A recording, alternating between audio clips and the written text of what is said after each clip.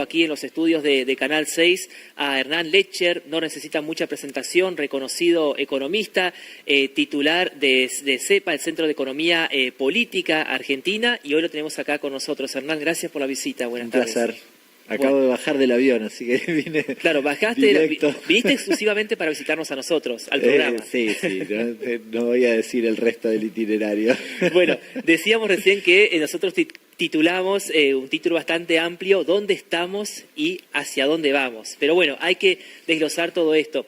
Pero justamente quería empezar por algo. Bueno, en mi caso estudié comunicación social y siempre nos decían por ahí que la objetividad no existe y efectivamente uno va quizás a una esquina, pasa un accidente y si van varios periodistas, cada crónica va a ser distinta. Pero uno tiende a pensar que en cuanto a los números, a los porcentajes, que eso por ahí no falla y ahí sí tiene que haber cierta objetividad.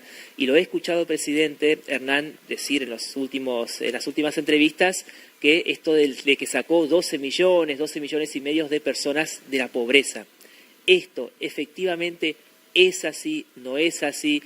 En mi caso voy periódicamente a la ciudad de Buenos Aires, pasa acá también, y uno ve más gente en la calle, ¿no? En los cajeros, en las veredas. Tiene dos problemas esa medición. Nosotros podríamos decir, te spoileo la conclusión, están haciendo abuso de la metodología de cálculo de la pobreza.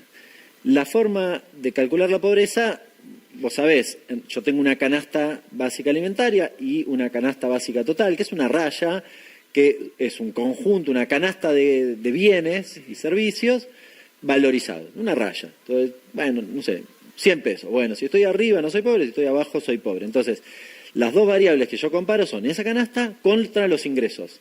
Y en los dos aspectos están haciendo abuso metodológico. En la parte de la canasta, porque utilizan una canasta del año 2004-2005. No estrictamente la canasta, los ponderadores, lo que se llama ponderadores. Es decir, en esa canasta, no sé, yo tengo como 5 tomates y 2 lechugas. Bueno, esos consumos, que son promedios de la sociedad, son desde 2004 y 2005. ¿Y qué pasaba en ese momento? Bueno, tenía subsidiado los servicios, con lo cual, cuando yo utilizo esa canasta vieja, estoy subponderando el peso de los servicios sobre la línea. Entonces hago que la línea esté más abajo. Claro, si la línea está más abajo, con menos ingresos quedo arriba. Esa es la primera cuestión, que se la observó el propio Fondo Monetario Internacional. Yo se los dije hace un año, medio en soledad, algunos me decían, ustedes, no sé qué. Ahora, lo cierto es que el Fondo Monetario, en el acuerdo de abril y en la revisión del mes de agosto, en las dos puso una mención diciendo, revisen lo que pusieron, la forma, la metodología de cálculo del IPC, que es o impacta también en lo que tiene que ver con la pobreza. El otro aspecto es un aspecto de una corrección que hizo el INDEC, una mejora diría, y vos decís mejora, pero está bien, sí, mejora, está bueno, en lo que tiene que ver con los ingresos, pero que hace que yo no compare de manera equivalente con el periodo previo. ¿A qué me refiero? Antes vos cobrabas la tarjeta alimentaria igual que ahora, específicamente la tarjeta alimentar. Antes yo no te preguntaba, ¿vos tenés ingresos por tarjeta alimentar? Los ingresos se miden por una encuesta que se llama EPH. Y ahora te pregunto, ¿tenés ingresos por tarjeta alimentar? Sí. Claro. Ahora me decís sí, lo cargo y antes no te lo preguntaba. Entonces hay una mejora en los ingresos vinculada con algo que tiene que ver estrictamente con una pregunta que antes no te hacía y ahora sí. Es decir, no es que la gente está mejor, es que yo antes no te preguntaba bien, por decirlo de manera sencilla. Esas dos cosas, algunos investigadores como Salvia y demás, la mensura en el orden del 5 al 6%, es decir, hay un efecto sobre la baja de la pobreza muy vinculado a la cuestión metodológica. Claro, o sea que quizás algo bajó, pero no el porcentaje por ahí que dice el gobierno. Y ahora se depende está por contra qué lo compare, porque además el gobierno lo compara contra el primer semestre de su propia gestión, que no tiene mucho sentido, porque además, imagínate que como esto es pobreza por ingreso, la devaluación te pega de manera muy significativa. Cuando vos hiciste una devaluación te pega significativamente en la pobreza de manera inmediata. Lo compara con el primer semestre sugiriendo que la devaluación fue o es culpa o responsabilidad del gobierno anterior, con lo cual es bastante paradójico porque compara este primer semestre contra el primer semestre de su propia gestión, pero se lo endilga a la gestión anterior. Ahora se está por cambiar la metodología de medición del INDEC. ¿Eso puede mejorar algo. Lo que pasa es que no va a corregir hacia atrás. Sí, sí, Claro. es lo que venimos reclamando. Lo que pasa es que no va a corregir hacia atrás. Cuando yo corrija la inflación, no me va a corregir y me va a sumar los 10 puntos que metieron abajo de la alfombra. Porque las correcciones se hacen desde el momento que se implementan hacia adelante. Y el gobierno eligió el momento, porque yo te decía, sobre todo con el tema de la inflación, está vinculado al ponderador de los servicios. Esperó aumentar mucho los servicios, sobre todo en los primeros meses del año pasado. Tal vez ahora hacia fin de año vuelve a aumentar los servicios y en enero te cambia la metodología. En el medio te escondió debajo de la alfombra 10, 12 puntos de inflación. Claro. Bueno, mientras hablamos, Hernán, acá en la pantalla van pasando imágenes todo el tiempo de dólares, del Fondo Monetario Internacional, del presidente, está todo vinculado. ¿Qué nos está pasando hoy con el dólar? ¿El dólar está sostenido artificialmente de alguna manera? Sí, definitivamente. Es decir, ahora ya no solo intervenido por el Tesoro argentino o el Banco Central, sino intervenido por el Tesoro de los Estados Unidos. Lo cual, las claras, uno podría decir, bueno, hay una clara dependencia, sí, definitivamente, y en esto hay amplios consensos. Ahora, uno puede pararse casi en el minuto a minuto, y nosotros estamos haciendo esta entrevista, y dentro de un rato, o hoy es más temprano a la mañana, podías ver que el dólar estaba tal vez más abajo, subió mucho. Vamos a ver si hoy finalmente hubo intervenciones. Da la impresión, al menos hasta hace un rato, que no, por los niveles operados, pero tal vez hacia el final de la rueda lo hay. Intentan, como hicieron ayer, bajar el precio del dólar hacia el final de la rueda. Ahora, la cuestión, viste que el gobierno dice, no, porque el problema es el ruido electoral. Bueno, yo quiero desmitificar eso. El temor cuca, como se dice. Sí, o el riesgo cuca, Ajá, entonces riesgo no, cuca, porque sí. le tienen miedo. Bueno, a ver, yo quiero desmitificar eso en el sentido de qué.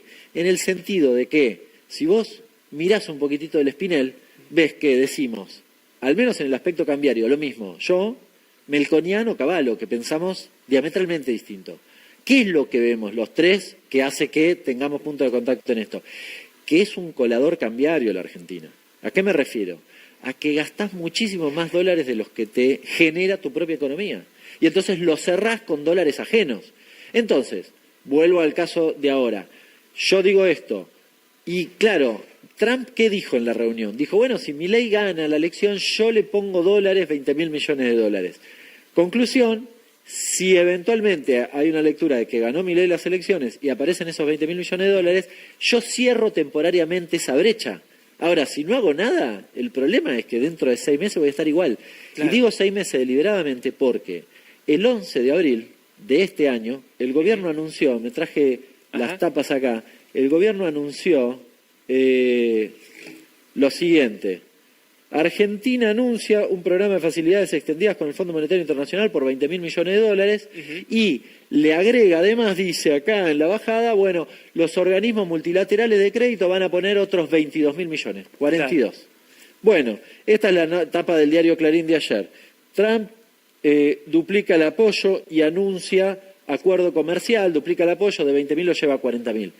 6 meses de diferencia. Es decir, ¿qué pasó con estos otros dólares? ¿Te los gastaste? No, bueno, algunos te los gastaste, otros están en las reservas del Banco Central, pero no son tuyos, son del Fondo Monetario.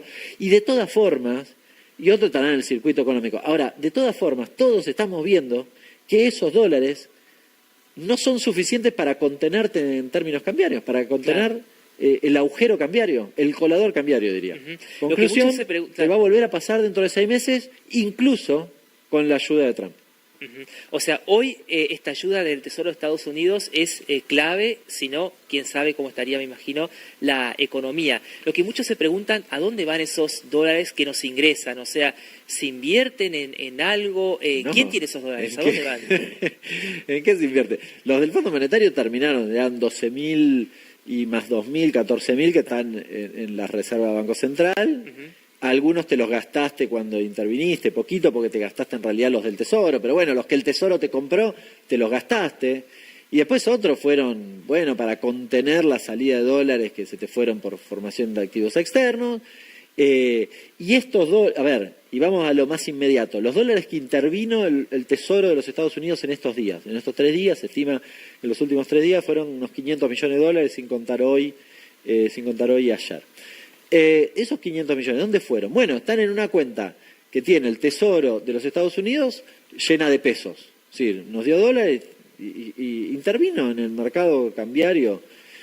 Ahora, ¿el problema de eso qué es? El problema es que inyectaron acá esos dólares para que el dólar estuviera relativamente contenido, diga relativamente contenido porque siguió subiendo, pero el problema es que además hoy el Tesoro de los Estados Unidos tiene pesos.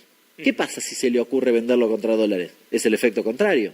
Claro. Con lo cual, no solo no fue a obra, no fue ninguna cosa que te genere repagos de las deudas que vos tenés. No es un regalo que hace Estados Unidos. No, esto genera además inestabilidad cambiaria porque el día que a Trump se le ocurra darse vuelta y hacer lo contrario, te hace saltar la banca. Pero, como vos bien decís, además de todo eso, el swap específicamente, los 20.000 millones de dólares, bueno, no hubo ninguna novedad. Se reunieron con Trump, todos esperábamos que hubiera algún anuncio. Bueno, ¿cuánto me das? ¿Cómo? ¿Cómo me haces los desembolsos? ¿Y qué querés a cambio? Y no hay nada, no sabemos nada. Claro. Toda sospecha. Esa reunión entonces, por ahí quizás para el gobierno o para la Argentina no tuvo el efecto esperado. No se dio como tenía que darse o como esperaba Milei que se dé. Se dio a la inversa, claramente a la inversa. Básicamente porque Trump, en esa reunión, a ver, vos te ibas a reunir con el presidente de los Estados Unidos que iba a anunciar ayuda o que ya sabías que... Quizás vos pensabas o podías haber jugado a que eso operara sobre las expectativas del mercado y entonces fuera suficiente para aquietar un poco las tensiones cambiarias. No solo no pasó eso, sino que el propio presidente Trump dijo, yo voy a darle la plata si ganan.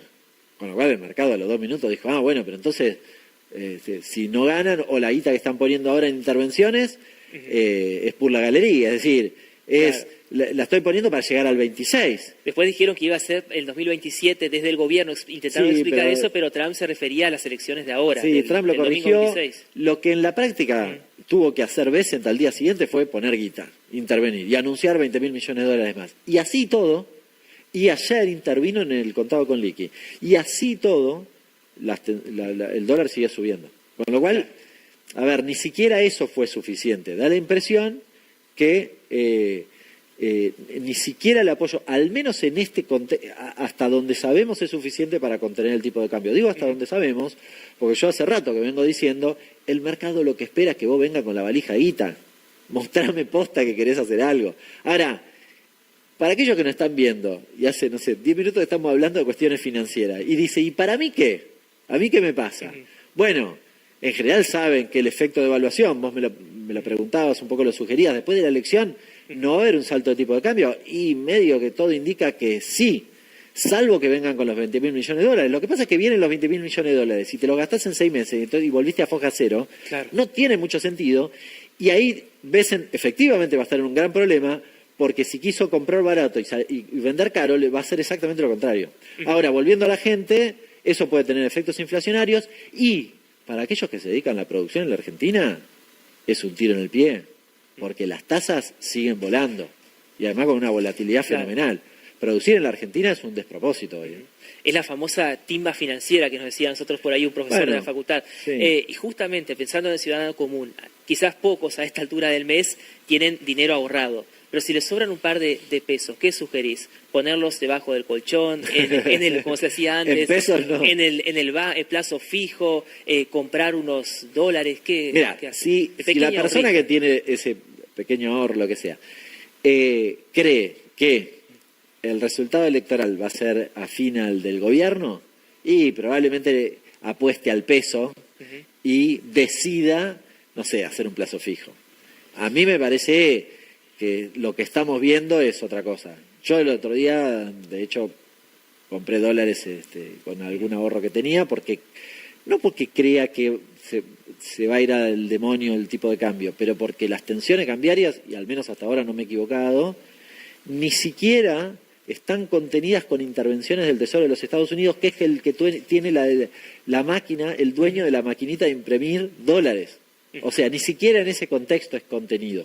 Y el mercado, ¿qué ve? Ve que, bueno, que acá nadie se chupa el dedo, digamos, que da la impresión que no tiene mucho sentido las intervenciones eternas estériles y que en algún momento va a haber un salto de tipo de cambio. De mínima, igual, volviendo a la pregunta que me hacía, no sé, pongan la plata en un FCI, que inviertan en alguna cuestión que les deje algún pesito, porque la verdad que con el dinero fiduciario con el que convivimos hoy, bueno, tratá de hacerte unos pesos en algo, con la expectativa de lo que vos creas que está trazado. ¿Te acordás cuando Caputo dijo, si crees que está barato, comprá campeón?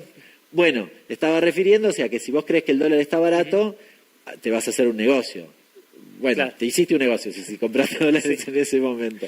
Bueno, la verdad que quedaron tantos temas afuera que es imposible abordarlos a todos. Quedó afuera el tema del Fondo Monetario Internacional, también la deuda que va creciendo y creciendo, ¿no? Las exigencias. Ayer justo fui a la presentación aquí en Paraná de un libro de Alejandro Olmos, seguramente Sí. lo debe conocer, sobre lo que, bueno, hay detrás del Fondo Monetario. Pero bueno, Hernán, tenemos que terminar la entrevista. Mañana vamos a estar dando una charla acá en Paraná, ¿no? Sí, Hemos tenido- estoy en una reunión con algunos intendentes que Ajá. organiza Guillermo Michel.